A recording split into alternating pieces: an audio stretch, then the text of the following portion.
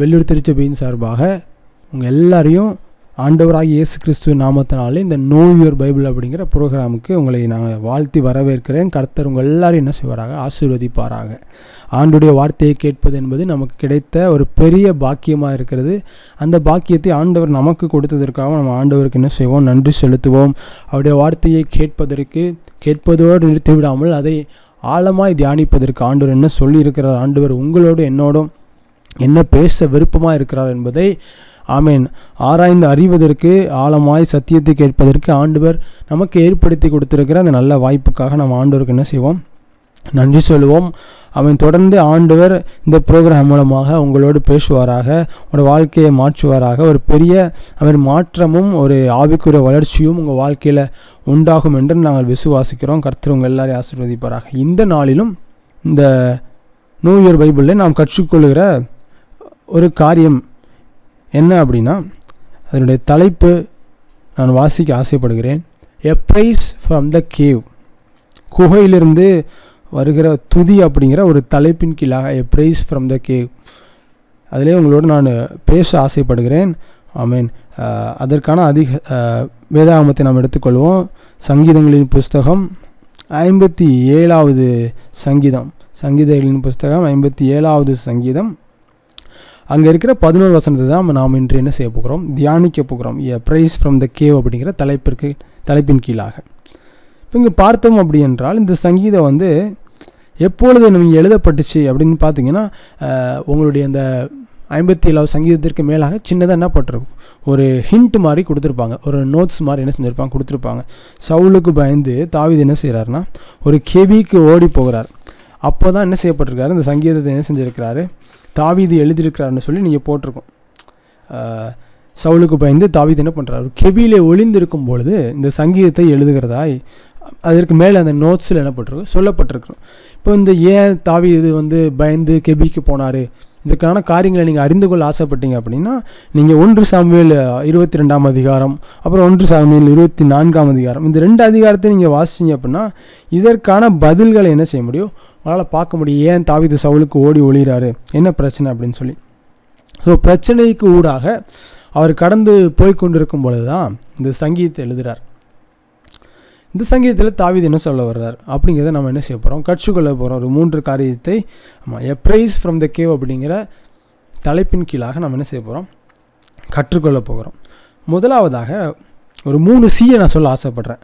First என்னன்னு பார்த்தீங்க அப்படின்னா க்ரை, அதாவது அழுகை அப்படிங்கிற ஃபஸ்ட்டு Cயை நம்ம என்ன செய்ய போகிறோம், கற்றுக்கொள்ள போகிறோம். அந்த 57ஆம் அதிகாரத்தில் 3 வசனத்தை வாசிக்கிறேன், கவனிங்க. எனக்கு இறங்கும் தேவனே எனக்கு இறங்கும், உண்மையின் ஆத்துமா அண்டிக் கொள்ளுகிறது. விக்கினங்கள் கடந்து போக மட்டும் ஒரு செட்டுகளின் நிழலிலே வந்தடைவேன். எனக்காக யாவையும் செய்து முடிக்கப் போகிற தேவனாகிய உன்னதமான தேவனை நோக்கி கூப்பிடுவேன். என்னை விழுங்க பார்க்கிறவன் என்னை நிந்திக்கையில் அவர் பரலோகத்திலிருந்து ஒத்த ஆசை அனுப்பி என்னை ரட்சிப்பார். தேவன் தமது கிருபையையும் தமது சத்தியத்தையும் என்ன செய்வார், அனுப்புவார் அப்படின்னு சொல்லப்பட்டிருக்கு. இப்போ நீங்கள் பார்க்கும் பொழுது சவுலுக்கு பயந்து தன்னுடைய உயிரை என்ன செய்யணுமா, காப்பாற்றும்படியாக தாவீது என்ன பண்ணி கொண்டிருக்கிறார், அங்கேயும் இங்கே என்ன செஞ்சுட்ருக்கார், ஓடி கடைசியாக ஒரு கெபியில் என்ன செஞ்சிட்ருக்கிறாரு, இங்கே ஒளிந்திருக்கிறார்.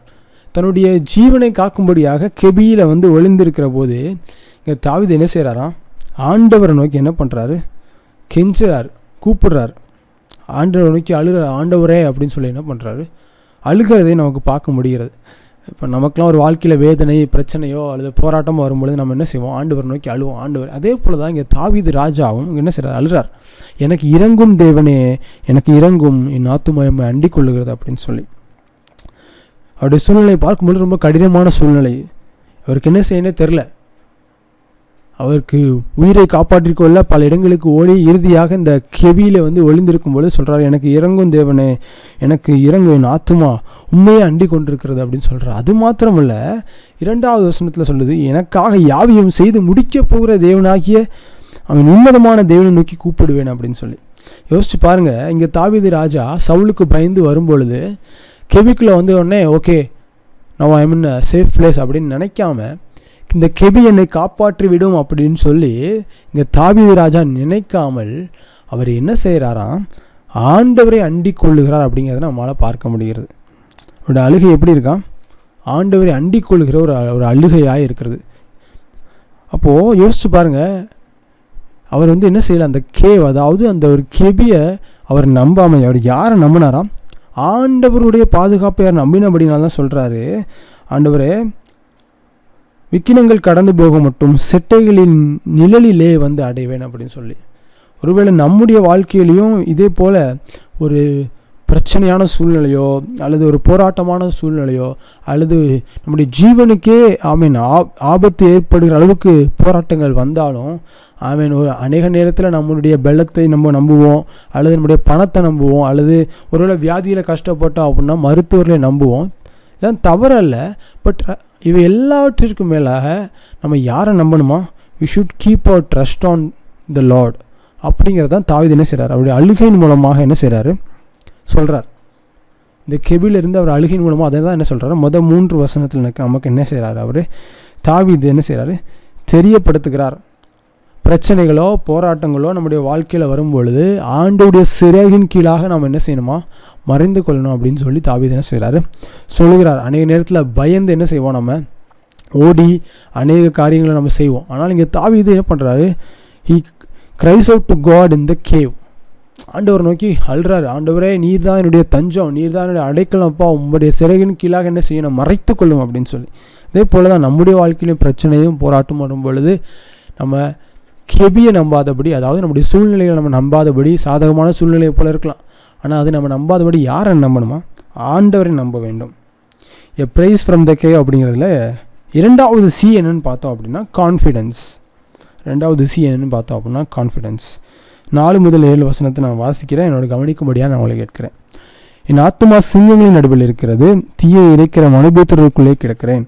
அவர்கள் பற்கள் ஈட்டிகளும் அம்புகளும், அவர்கள் நாவு கருக்கான பட்டயமுமாய் இருக்கிறது. தேவனே வானங்களுக்கு மேலாக உயர்ந்தருளும், உமது மகிமை பூமி அனைத்திலும் உயர்ந்திருப்பதாக.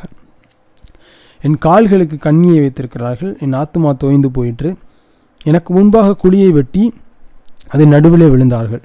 என் இருதயம் ஆயத்தமாக இருக்கிறது, தேவனே என் இருதயம் ஆயத்தமாக இருக்கிறது, நான் பாடி கீர்த்தனம் பண்ணுவேன். நீங்கள் பார்த்தீங்க அப்படின்னா தாவீது சுற்றில் என்ன பண்ணுறாங்க, எதிரிகள் இருக்கிறாங்க. அதான் தாவீது சொல்கிறார், நீங்கள் வேதாமத்தை எடுத்து நீங்கள் வாசித்து பார்த்தீங்கன்னா 4லேருந்து 7 வரைக்கும் சொல்கிறாரு, ஆண்டவர் என்னை சுற்றி யார் இருக்கா, எதிரிகள் என்னை சுற்றி இருக்கிறாங்க. ஆனால் இந்த சூழ்நிலையிலையும் தாவீது யாரை நினைவில் கொள்கிறாருன்னு பார்த்தீங்கன்னா ஆண்டுடைய அன்பையும் அவர் என்ன செய்கிறாரு, ஆமாம், he remembers God's steadfast love and faithfulness. ஆண்டவருடைய அந்த அனாதி அன்பையும் அது மாத்திரமில்ல ஆண்டவருடைய அந்த ஃபெய்த்ஃபுல்னஸ் என்ன செய்கிறார், தாவீது நினைவு கூறுகிறவராக இருக்கிறார். அதுதான் இங்கே வசனம் தெளிவாக சொல்லுது, என் இருதயம் ஆயத்தமாக இருக்கிறது, தேவனே என் இருதயம் ஆயத்தமாக இருக்கு, நான் பாடி என்ன செய்வேன், கீர்த்தனம் பண்ணுவேன் அப்படின்னு சொல்கிறார். யோசிச்சு பாருங்க, அங்கே சிங்கங்களின் நடுவேன் இருக்கேன்னு சொல்கிறார். சிங்கத்தின் நடுவில் இருந்தால் என்ன செய்யுது, நம்ம உயிருக்கே ஆபத்து. அது மாத்திரம் ஈட்டியும் பட்டையும் எனக்கு எதிராக இருக்குன்னு சொல்கிறார். அவர் உயிருக்கு என்னது, ஒரு ஆபத்தான சூழ்நிலையில் என்ன பண்ணுறார், அவர் கான்ஃபிடென்ஸை யார் மேலே வைக்கிறாராம், ஆண்டவர் மேலே வைக்கிறார். அதுதான் ரொம்ப முக்கியமான ஒரு காரியம். பிரச்சனையோ போராட்டமோ வரும் பொழுது நம்ம என்ன செஞ்சிடுவோம், கொஞ்சம் தடுமாறி என்ன பண்ணிடுவோம், மனிதர்கள் மேலே அல்லது நம்மகிட்ட இருக்கிற பொருட்கள் மேலே என்ன செய்வோம், நம்ம நம்பிக்கை வைப்போம், அல்லது சூழ்நிலைகள் மேலே நம்பிக்கை வைப்போம். இங்கே தாவீதை பார்த்தீங்க அப்படின்னா ஆண்டவர் மேலே என்ன செய்கிறார், நம்பிக்கை வைக்கிறார். என் வாழ்க்கையில் பிரச்சனையே வந்தாலும் சரி, என்னுடைய ஜீவனுக்கு என்ன பண்ணாலும் ஆபத்து வந்தாலும் பரவாயில்ல, நான் யார் மேலே நம்பிக்கையாக இருப்பேனா, ஆண்டவர் மேல் நம்பிக்கையாக இருப்பேன் அப்படின்னு தாவீது சொல்கிறார். அவர் ஆண்டவருடைய அந்த மாறாத அந்த கேரக்டர் மேலே தாவீது நம்பிக்கை என்ன செஞ்சார், வச்சார். அவர் அப்படி நம்பிக்கை வச்சதுனால அவனுடைய பயம் நீங்கி விசுவாசம் அவருக்குள்ள என்ன செய்யுது, வருது. யோசிச்சு பாருங்கள், ஒரு கெபியில் உயிருக்கு பயந்து கொண்டிருக்கிற ஒரு மனுஷன் முதல்ல அழுறாரு. அதான் நம்ம பார்த்தோம் க்ரை அப்படின்னு பார்த்தோம். எ ப்ரைஸ் ஃப்ரம் த கேவில் ஃபஸ்ட்டு சி நம்ம க்ரைன்னு பார்த்தோம். 2வது கான்ஃபிடென்ஸ். அழுது ஆண்டவர் நோக்கி ஆண்டவர் இந்த செட்டின் மறைவான வச்சுக்கணும்னு சொன்னவர் இப்போ கான்ஃபிடென்ஸ் யார் மேலே வைக்கிறாராம், ஆண்டவர் மேலே வைக்கிறார். நம்ம எப்போ நம்முடைய வாழ்க்கையில் பிரச்சனை நம்மளை சூழ்ந்து கொள்ளும் பொழுது வேறு போகிறதுக்கு வழியே இல்லை அப்படின்னு நம்ம நினைக்கும் பொழுது நம்முடைய கான்ஃபிடென்ஸை யார் மேலே வைக்கணுமா, ஆண்டவர் மேலே வைக்கும் பொழுது நம்முடைய ஃபியர் என்ன பண்ணுமா, டேர்ன்ஸ் இன்டு ஃபெய்த். நம்முடைய ஃபியர் வந்து பயம், அதாவது பயம் மாறி விசுவாசத்தை நமக்கு என்ன செய்யுது, கொண்டு வருகிறதா இருக்கிறது. நாம் நம்முடைய வாழ்க்கையில் இந்த பயமான சூழ்நிலையில் ஆண்டவர் மேலே நம்ம விசுவாசம் என்ன செய்யணுமா, வைக்கணும். நாம் அதிகமாக ஆண்டவரில் விசுவாசம் வைக்கும் பொழுது நம்ம என்ன பண்ண மாட்டோம், மற்றதை பார்த்து பயப்பட மாட்டோம். நம்ம ஃபோக்கஸ் எப்போவுமே யார் மேலே இருக்கும்? ஆண்டவர் மேலே இருக்கும். ஆமாம், அதுதான் தாவீது என்ன செய்கிறார். இந்த பிரச்சனையின் மத்தியில், இந்த போராட்டத்தின் மத்தியில் அப்படி விசுவாசத்தை ஆண்டவர் மேலே வச்சதுனால வேறு எந்த சூழ்நிலையை பார்த்து தாவீது பயப்படாமல் ஆண்டவர் மேலே தாவீதோட ஃபோக்கஸ் என்ன செஞ்சு இருந்துச்சு. ஸோ நம்முடைய வாழ்க்கையிலையும் நம்முடைய confidence things are not going well அப்படிங்கிற சூழ்நிலை வரும்பொழுது, நீங்கள் விரும்புகிற மாதிரி நம்ம காரியம் போகலை அப்படிங்கிறப்ப நம்ம யார் மேலே நம்பிக்கை வைக்கணுமா? ஆண்டவர் மேலே நம்முடைய கான்ஃபிடென்ஸை வைக்க வேண்டும். அதுதான் தாவீது என்ன செய்கிறாரு, கற்றுக் கொடுக்குறாரு. எ ப்ரைஸ் ஃப்ரம் த கேவ் அப்படிங்கிற இந்த தலைப்பின் கீழே 3வது சி என்னன்னு பார்த்தோம் அப்படின்னா செலிப்ரேஷன். வசனம் 8-11 வரைக்கும் நான் வாசிக்கிறேன், நீங்கள் என்னோட சேர்ந்து கவனிங்க. என் மகிமையே விழி, வீணையே சுரமண்டலமே விழியுங்கள், அதிகாலையில் விழித்து கொள்ளுவேன். ஆண்டவரை ஜனங்களுக்குள்ளேயுமே துதிப்பேன், ஜாதிகளுக்குள்ளேயுமே கீர்த்தனம் பண்ணுவேன். ஒரு கிருபை வானம் பரியந்தமும் இது சத்திய மேகமண்டல பரியந்தமும் வெட்டுகிறது. தேவனே, வானங்களுக்கு மேலாக உயர்ந்தருளும், இந்த மகிமை பூமி அனைத்திலும் உயர்ந்திருப்பதாக. இப்போ நீங்கள் பார்த்தீங்க அப்படின்னா, பிரச்சனை சுற்றி போராட்டம், உயிருக்கு ஆபத்து, வழி இல்லாமல் கெபில மறைந்திருக்கிற இந்த தாவீது இப்போ என்ன பண்ணுறாருன்னா ஆண்டவரை துதிக்கிறார். எவ்வளோ ஒரு பெரிய காரியம் பார்த்தீங்களா? அன்றைக்கி நேரத்தில் நம்ம செய்ய தவறுகிற காரியம் என்னென்னா, பிரச்சனையும் போராட்டமும் நம்முடைய வாழ்க்கையில் வரும்பொழுது நம்ம என்ன செஞ்சிடும் அப்படின்னா ஆண்டவரை துதிக்க மறந்து போவதுண்டு. ஜெபத்தை என்ன செஞ்சிடும், விட்டுருவோம். வேதம் வாசிக்கிறதை மறந்து போவதுண்டு. ஆலயத்திற்கு போவதை என்ன செஞ்சு விடுவோம், மறந்து போய்விடுவோம்.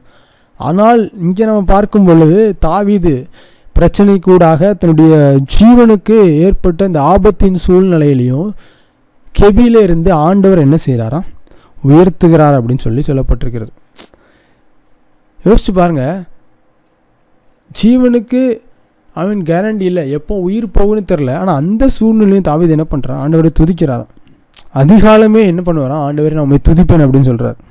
8வது வசனத்தில் பாருங்கள், அதிகாலமே விழித்துக் கொள்வேன், ஆண்டவரை ஜனங்களுக்குள்ளாக உண்மை துதிப்பேன், ஜாதிகளுக்குள்ளாக உண்மை கீர்த்தனம் பண்ணுவேன். வான பரியந்தம் உங்கள் சத்தியம் மேகமடிவந்தம் எட்டுகிறது. தேவனே, வானங்களுக்கு மேலாக உயர்ந்தருளும், அது மகிமை பூமி அனைத்தில் உயர்ந்திருப்பதா அப்படின்னு சொல்லி என்ன பண்ணுறாரு, ஹி பிரைசஸ் த லார்ட். யோசிச்சு பாருங்கள், ஆண்டவரை துதிக்கிற துதி என்ன செஞ்சு இருந்துச்சு. பிரச்சனையும் வாழ்க்கையை விட்டு கடந்து போகலை, பிரச்சனை கூட தான் இருக்குது, பிரச்சனை மாறலை. ஆனால் என்ன பண்ணுறாருன்னா தாவீது ஆண்டவரை துதிக்கிறார். நம்ம என்ன செய்வோம், பிரச்சனை கடந்து போச்சுன்னா ஆண்டவருக்கு நன்றி சொல்லுவோம். யாருமே பிரச்சனை கூடாக நம்ம என்ன செய்ய மாட்டோம், ஆண்டவருக்கு நன்றி சொல்லுவது இல்லை. ஆனால் நாம் இங்கே பார்க்குற இந்த தாவீதுடைய வாழ்க்கையில் பிரச்சனைக்கு ஊடாக ஆண்டவர் நோக்கி அழுறாரு, ஆண்டவர் மேலே கான்ஃபிடென்ஸ் வைக்கிறாரு. இப்போ ஆண்டவர் என்ன செய்கிறார், துதித்து பாடுறார். இன்னும் இந்த கெபிக்குள்ளே தான் இருக்கிறாரு, இன்னும் பிரச்சனை வாழ்க்கையில் மாறலை, இன்னும் சவுல் துரத்தி கொண்டு தான் இருக்கிறாரு.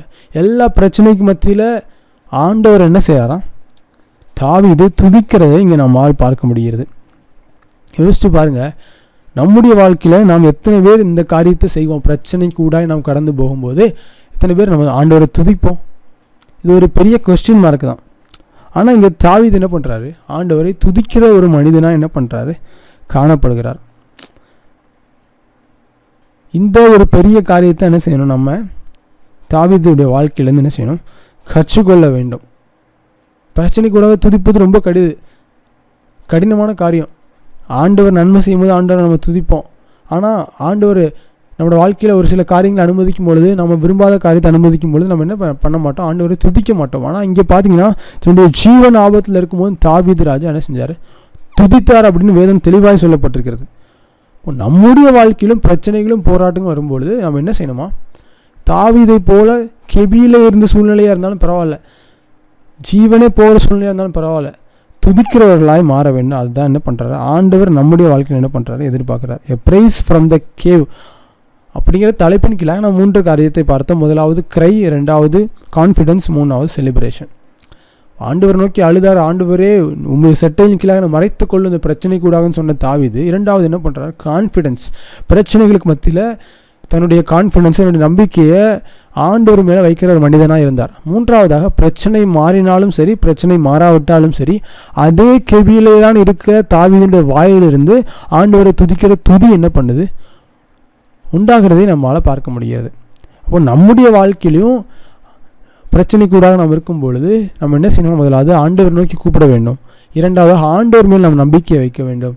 மூன்றாவதாக ஆண்டவரை துதிக்க வேண்டும். பிரச்சனை மாறினாதான் ஆண்டவரை துதிப்பேன், பிரச்சனை மாறினாதான் ஆலயத்துக்கு வருவேன், பிரச்சனை மாறினாதான் வேதம் வாசிப்பேன். இல்லை, பிரச்சனை மாறினாலும் மாறாவிட்டால் என்னுடைய நம்பிக்கையை ஆண்டவர் மேலே வைப்பேன். ஆண்டவரிடத்தில் நான் எப்பவும் போய் ஆண்டவரை என்னை பாதுகாத்துக்கொள்ளுன்னு கேட்பேன். அது மாத்திரம் நம்மளை ஆண்டவரை எப்போதும் நான் துதிப்பேன்னு சொல்லி நாம் செய்யும் பொழுது ஆண்டவர் நமக்கு எல்லா பிரச்சனையிலேருந்து விடுதலை தருகிற தேவனாக இருக்கிறார். நான் நம்புகிறேன், நான் விசுவாசிக்கிறேன். ஆண்டவர் இந்த வார்த்தையின் மூலமாய் உங்களோடு பேசியிருப்பார் அப்படின்னு சொல்லி தொடர்ந்து இந்த நோயர் பைபிள் ப்ரோக்ராமில் நீங்கள் ஜாயின் பண்ணி இதை நீங்கள் கேளுங்க. இங்கே சொல்லப்படுற எல்லா வார்த்தைகளும் ஆண்டவர் உங்களோடு பேசி உங்கள் வாழ்க்கையில் ஒரு நல்ல மாற்றத்தை உண்டுவாக்காரு அப்படின்னு சொல்லி நான் விசுவாசிக்கிறேன். தொடர்ந்து இணைந்திருங்கள். கர்த்தர் உங்கள் எல்லாரையும் ஆசீர்வதிப்பாராக. God bless you.